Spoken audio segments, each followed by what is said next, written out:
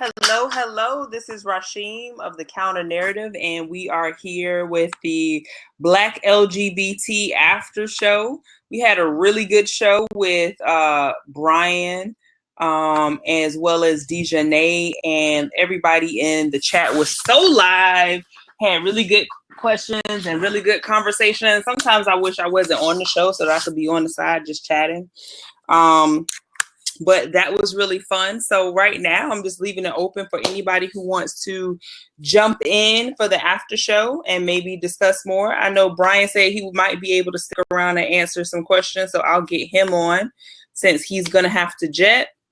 And then I see Dejanay has her just wanted to be a guest, so I'm going to invite her back in for the after show. Didn't go through. All right. I am going to re-invite. Got to move that to the side. Her as well. Thank you, Aaron. I appreciate that for saying it was a good show. I'm back. Welcome. Had a question over here in the chat. Is she still here in the room? No, she's not. Okay. Kente, let me go back up. Oh, it wouldn't be in this room. What am I talking about? The question wouldn't be in this room. It was in the event room.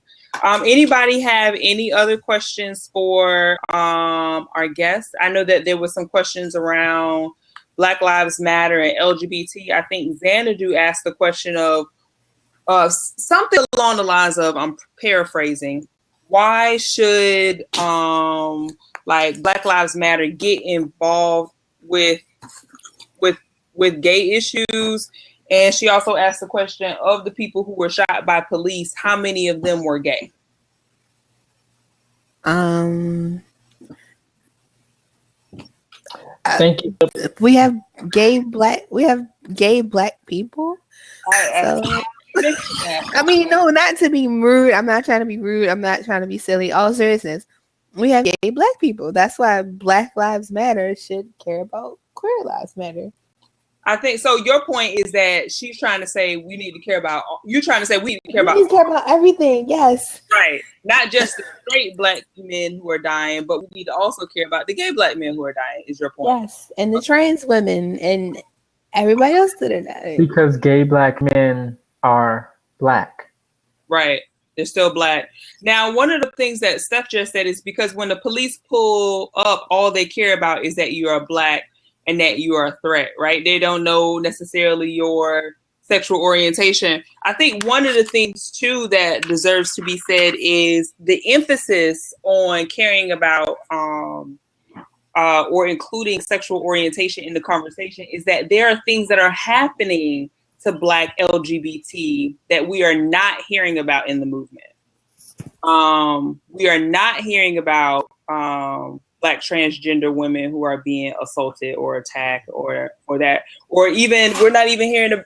I feel like we should be hearing more about the women. Like that's what's behind the whole "Say Her Name" movement.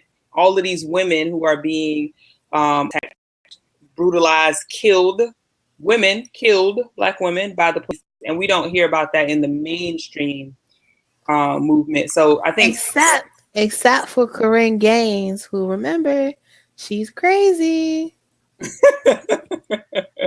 No, all seriousness, like it blows my mind how women can be in the same situations as men, and it's like it's always a what's the word I'm looking for? It's always an excuse or justification for what happens to these women. But with the men, it's like we're not supposed to question it. We're supposed to just say, "Oh, this happened to a man." Bye, Brian.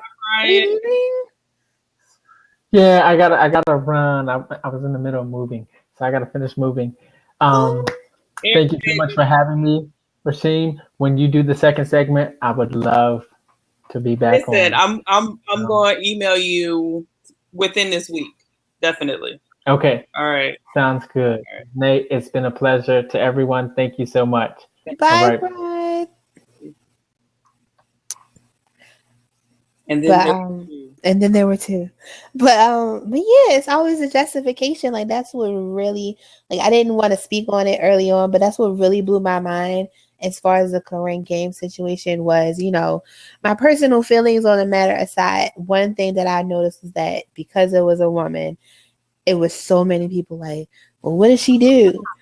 Why? What was going on? Was she being, you know, crazy? Was she being belligerent? Like, it was so many whys rolling around. But as soon as a black man, you know, was killed by the police, it was, oh, we should just say police brutality, it's gotta stop, it's gotta be over with. And I don't understand it. I mean, I understand it, but it doesn't make sense to me. Yeah, we definitely, I feel like we definitely need to, it's just interesting to me, and I don't really know the full context of how it ends up happening in terms of like what different movements decide what they're going to focus on or what gets the most like traction. But what I will say is I have seen, or I shouldn't say I've seen, I've read historically where we choose certain people to be the face of a particular movement or effort because they're more respectable or accepted. Mm-hmm. So they're choose to be the face of it to get it to move forward quicker, faster, which I get. But at the same time, we don't want to alienate, forget about other people who need just as much love, care, and support. What's up, Aaron? What's up, Queen? Oh, Aaron, what's up? What's up, Queen? Great show. Thank you for being in. Tell me more about what happened with your sister, Aaron. Oh yeah, so she was she had to sue her job for discrimination because she's gay. She's openly gay since I've been like a little boy. I've never known a time where she wasn't. So they wanted her to wear a female's uniform, and she said no. And they threatened to fire her, and she ended up suing the job. How did that go? She won. She won. That's discrimination. They can't force you because she doesn't identify as. I mean, to me she's my sister, but to everybody else she's a man. So she doesn't identify it. So you can't force her to put on it was like a blouse with like ruffles on it and everything. It was crazy. He was like, get that out of here. She won it. See, that's like, that's so crazy. Because I have a friend that was like, Rasheem, when you asked the question about, you know, has what you identify with affected your job in any way? And I have like a really good friend of mine. We've been friends since high school, and she's always been openly gay. She's always, you know, her pronouns are, you know, him, he, instead of she and her. And she's actually in transition now. And I never really used to understand it when she would say that